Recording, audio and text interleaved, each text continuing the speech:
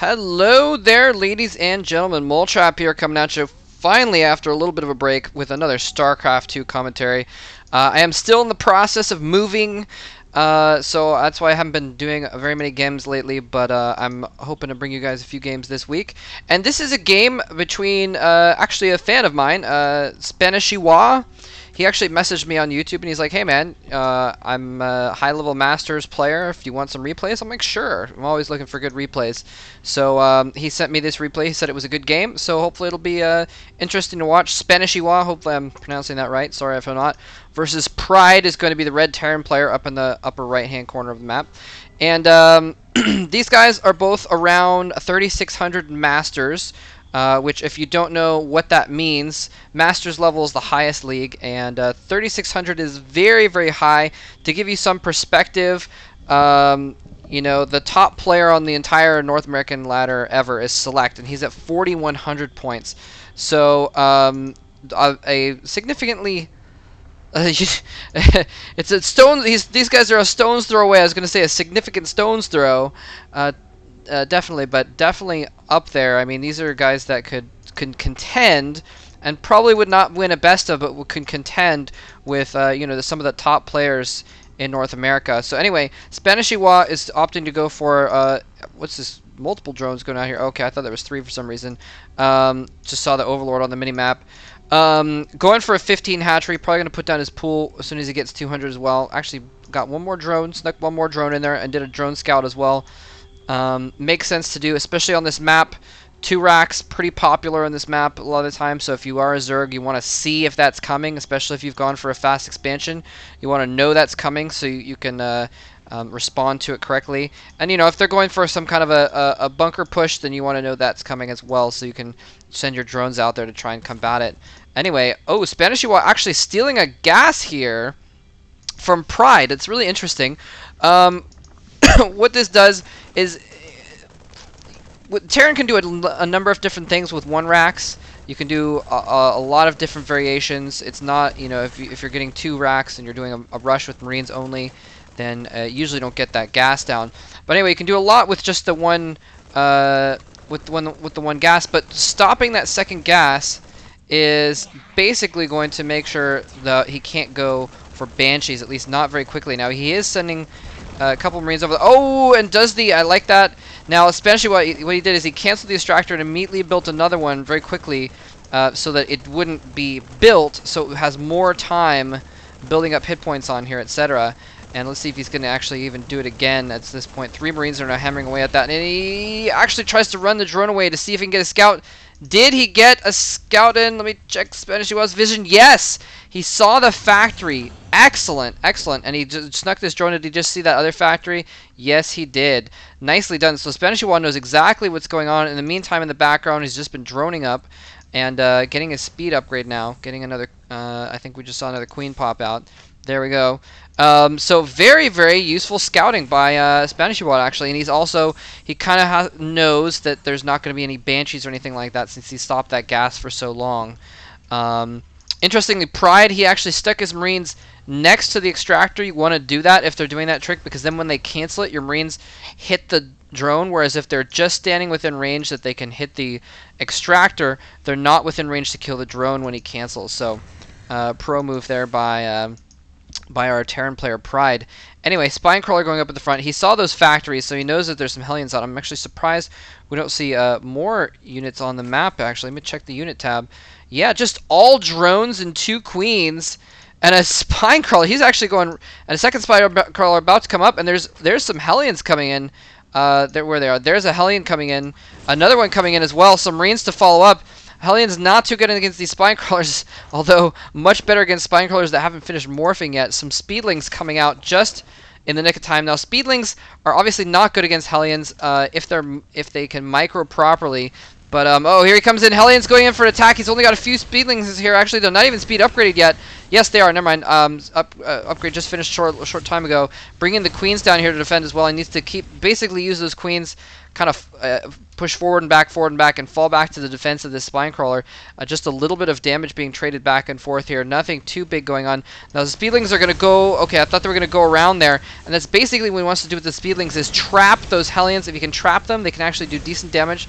That's the problem with trying to attack Hellions is they can attack and fall back and attack and fall back. And he's going to send some lings around the top. It looks like he might just counterattack. He might just try and trap these units from the top as he gets some more units out. 12 Zerglings are in production right now. A bunch of eggs full of Zerglings hatching out. And where are those Zerglings? He's got them hidden up here at the top. Is he going to try and go for a sandwich maneuver with these other Zerglings? Yes, coming in from both sides. Nicely done. Queen coming out to attack as well. He almost messes up the surround, but does surround most of those units. The Hellions are able to micro away. Well, but gets most of the Marines, does a lot of damage to those Hellions. I think that's enough damage that he probably wants to get out while he has them and at least just save them. Nope, he might get stuck here around the rocks. He might get stuck around the... Yes, he traps them! Traps all but one of the Hellions. That Hellion he just abandons. Once he realized that they were pretty much stuck, he just let him go. And all this off one base, by the way, transitioning into Thors in the background. Whoa, okay. And that makes sense. He doesn't know what's going on in the background. He knows there's probably some kind of a lair tech going on, but he doesn't know exactly what. So it stands to reason that you might need some anti-air. I guess he could have comsetted, but you know, he may have been spending all that money on Hellions. So instead of that, he wanted to buy mules, I guess. Let me just go ahead and check real quick what Pride has vision of. Yeah, Pride doesn't have any vision of anything right now in Spanishiwa's base, so he doesn't know exactly what's going on there. So he getting the Thor. I mean, Thors are just, you know, awesome units anyway. They're good to have regardless of if the enemy is going air. They're still good against roaches, for instance. I like that he drops out the changeling just at the last moment there, just to see if he could keep a scout in there. Zergling's just kind of running around. He's got to keep one up there. I'm not sure why he... Well, actually, it makes sense to have him in the middle map, just so he can't storm out with some Hellions and own your Zerglings or something like that. And in case there is some kind of a Thor drop going on, although he didn't see any starport with that. Anyway, if there was a Thor being dropped, then he might need to worry about getting his Zerglings back to his main base. Back to the production tab, we've got a lot of upgrades going on. Pathogen glands, which I believe is the speed upgrade. Yeah, where'd it go? I don't know where pathogen glands is. I'm sorry about that. Anyway, oh, that's right. It's the infestation pit upgrade. My bad.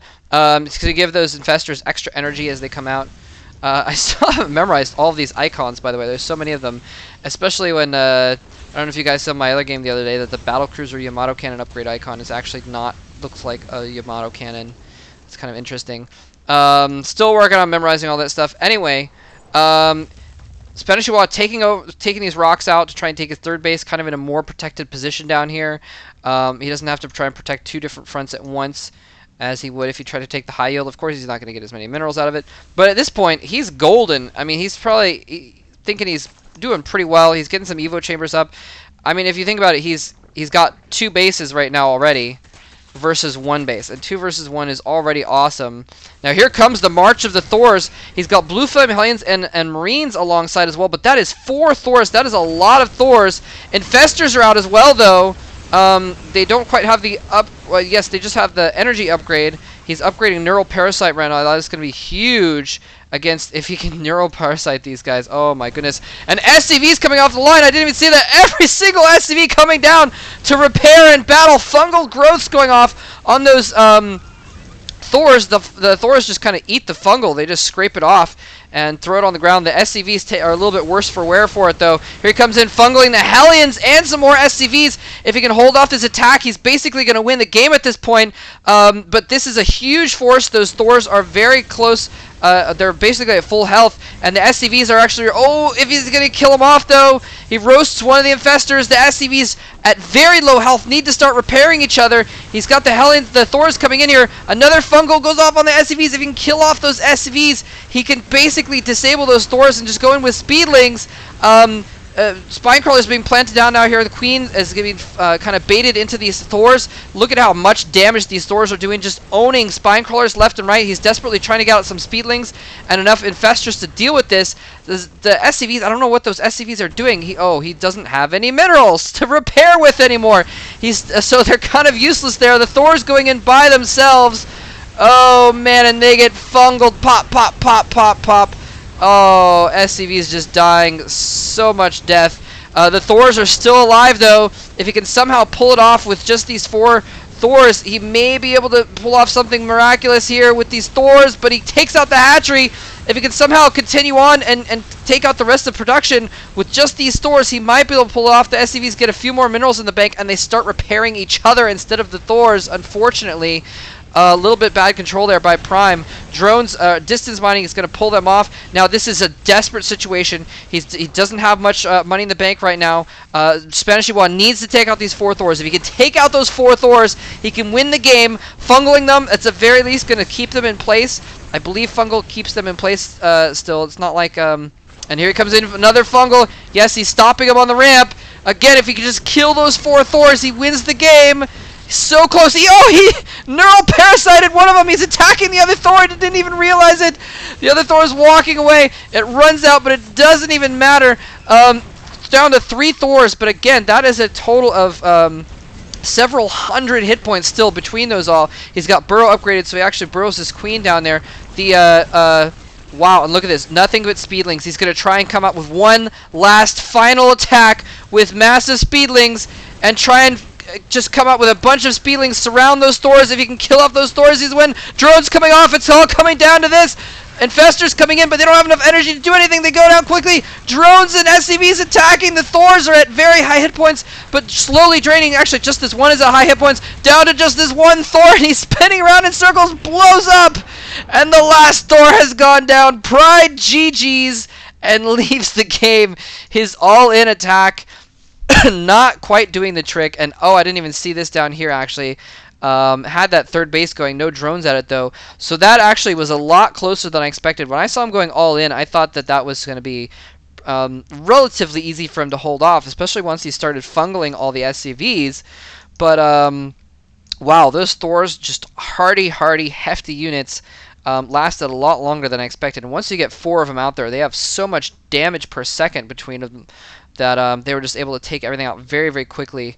And very, very cool play, though, by Spanishiwa, busting out with mass infestors. He basically used all of his gas on infestors that game, and mass fungals and a couple clutch neural parasites as well to take the win. Anyway, hope you guys enjoyed that game. Thanks very much for watching, and GG, take care.